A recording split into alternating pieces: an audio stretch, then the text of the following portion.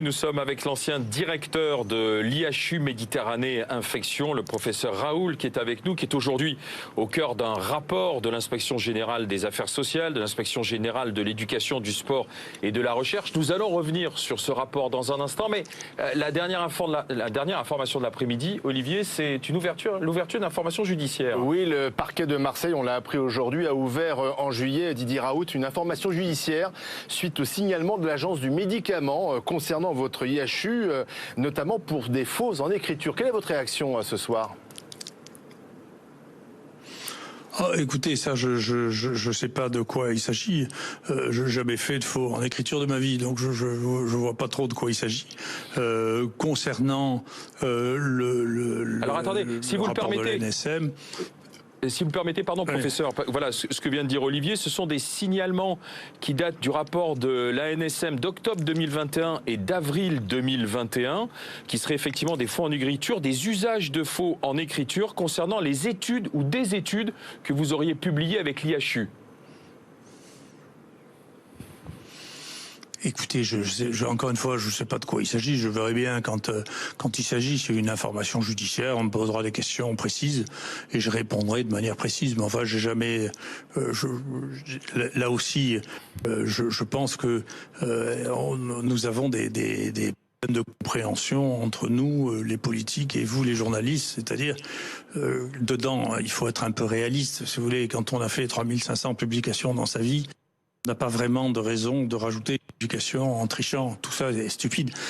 Les gens qui ont publié, qui nous ont respectés, ou qui ont fait 3 publications dans leur vie, se disent on va tricher pour en avoir une 4e, c'est-à-dire 25% de plus, c'est une chose. Les gens qui en ont 3500, vous savez, j'ai publié plus que n'importe qui dans ce pays depuis le début de l'existence de cette nation. Je vois pas très bien pourquoi je ferais des faux. Tout ça n'a pas de sens. On verra bien. Écoutez, que si le procureur ou si la police m'interroge, je leur répondrai très volontiers, j'ai pas de souci avec ça. Alors il y a la justice de Marseille qui ouvre cette enquête, il y a aussi le rapport jugé accablant de l'Inspection Générale des Affaires Sociales, on va y revenir, mais ça commence à faire beaucoup, les ennuis s'accumulent, comment vous les vivez ? Oh, écoutez, je les vis très bien parce que, vous voyez, je regarde pas, je suis pas comme, encore une fois, je le dis souvent, sans malice et sans vouloir vexer qui que ce soit. On vit pas dans le même monde. Moi, je suis un médecin. Je suis très content dans ce rapport, d'ailleurs, mais ça fait que 3 lignes en disant que l'IHU a joué un rôle très important dans la prise en charge du Covid. Effectivement, on a été les seuls à faire des tests, les seuls à faire des génomes, les seuls à traiter les gens, les seuls à dire comment il fallait organiser la prise en charge. Quand dans ce pays, on disait au niveau national qu'il fallait pas faire de tests et qu'il fallait que les gens restent à la maison pour prendre du Doliprane. Donc je suis content que les gens se rendent compte qu'effectivement on a traité les gens. D'ailleurs, le nombre de gens qu'on a traités est considérable et en plus le nombre de gens qui nous ont demandé conseil, plus de 30 000, plus le nombre de gens qui nous ont demandé conseil est considérable aussi. Donc moi, ce qui me fait plaisir quand je descends dans la rue à Marseille, c'est que les gens me disent bonjour, essaient de prendre des selfies avec moi, parce que toute la population marseillaise est extrêmement consciente du fait qu'on s'est occupé d'eux, à la différence de ce qui s'est passé à Paris, qui a été un désastre, et qui est probablement une des causes de mes ennuis. Donc ça, c'est extrêmement important. La deuxième chose qui est extrêmement... Comment expliquer ce décalage, effectivement, cette popularité que vous avez à Marseille, et puis ces reproches et critiques, c'est un acharnement selon vous ? Et les représentants de l'État racontaient des bêtises. C'est pas de ce que vous racontez n'est pas vrai. C'est-à-dire qu'il y a une... Je le reprends. Vous savez, je me rappelle que votre télévision, la dernière fois que j'ai fait une conférence de presse, disait devant l'IHU que j'avais été condamné pour l'usage de l'hydroxychloroquine par le Conseil de l'Ordre, ce qui est totalement faux. Vous savez bien, il suffit de le lire. Ce que m'a reproché le Conseil de l'Ordre, c'est de manquer de courtoisie en fait vis-à-vis de certains confrères. J'ai pas voulu reprendre ça après qu'on ait débité, en particulier sur votre télévision, pendant des semaines et des semaines, des horreurs sur mon compte, si vous voulez. Donc c'est difficile. D'abord, vous n'avez rien à vous reprocher. Pour vous dire la vérité. J'en sais rien, si j'ai rien reproché. Vous savez, c'est des questions un peu neuneuses, je m'excuse. Vous ne vous êtes pas trompé, alors. Depuis 20 ans, laissez-moi terminer. Depuis 20 ans, je suis le microbiologiste le plus connu au monde. nous avons créé, sous l'impulsion de Nicolas Sarkozy, un institut de recherche en maladies infectieuses pour appuyer ce pays, en particulier dans les situations épidémiques. Effectivement, moi j'estime que j'ai joué mon rôle en quittant cet IHU. Il y a 9 personnes qui sont parmi les 86 seulement personnes hautement citées en France dans le domaine de la biologie et de la santé qui sont dans l'IHU. Et ça, c'est des gens qui ont été formés là et qui sont donc le réservoir de la connaissance en France. C'est ici que ça se passe.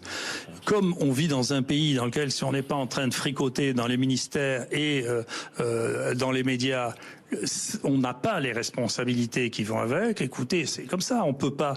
Moi, je ne pouvais pas être d'accord. Je ne suis pas d'accord. D'ailleurs, il y a des gens qui n'ont pas la compétence pour parler de ce dont je parle.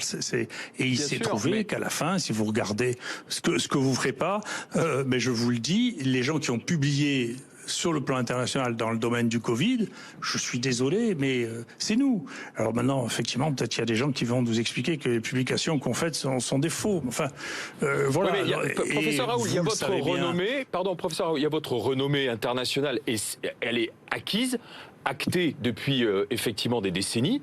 Il y a ce que vous avez fait pour le Covid, et puis il y a est-ce que vous pensez aujourd'hui, à date, que vous avez commis des erreurs et que vous êtes peut-être trompé. Le propre d'un scientifique, c'est aussi de reconnaître quand il s'est trompé ou qu'il a commis des erreurs. En avez-vous commis? Non, mais écoutez, m'expliquez pas ce que vous... Mais vous n'avez pas honte de m'expliquer ce que c'est le propre d'un scientifique. Enfin, vous n'êtes pas gêné. Vous voulez que je vous demande ce que c'est que le propre d'un journaliste? Moi, j'ai une certaine idée, parce que j'ai dirigé une école de journalisme.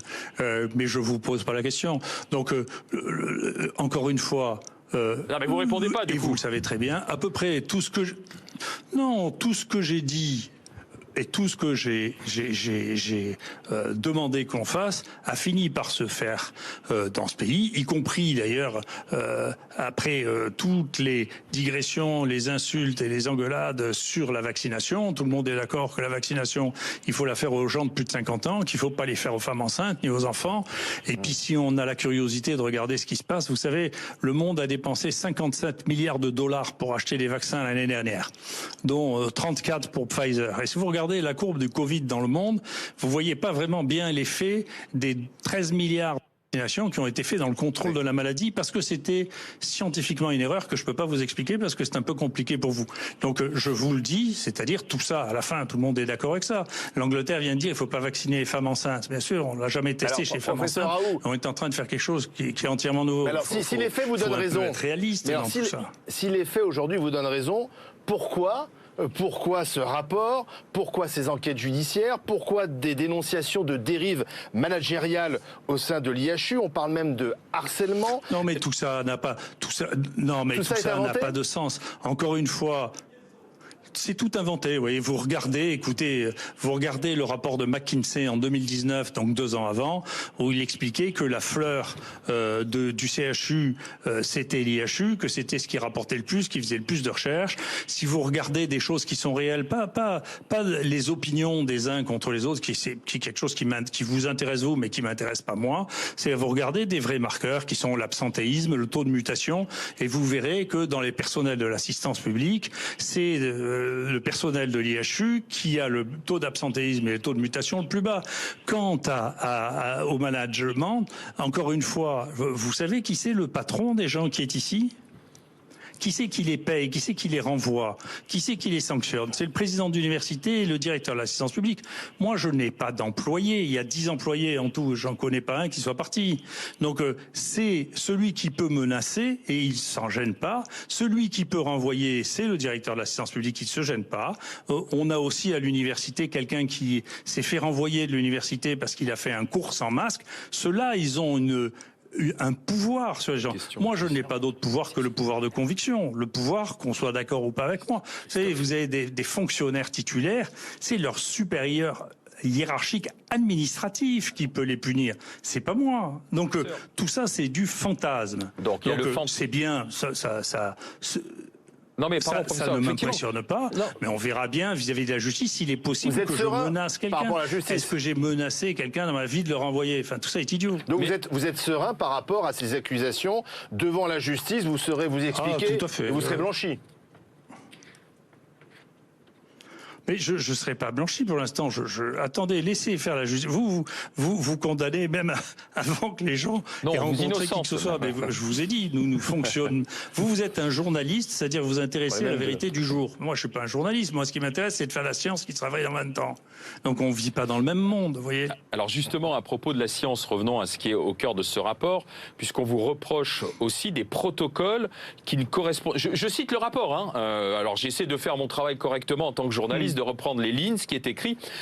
On vous reproche des protocoles qui ne correspondent pas aux recommandations établies en ce qui concerne des dizaines de patients atteints de tuberculose. Vous leur auriez donné à l'IHU des traitements sans efficacité prouvée. Au total, il y aurait 35 dossiers concernés.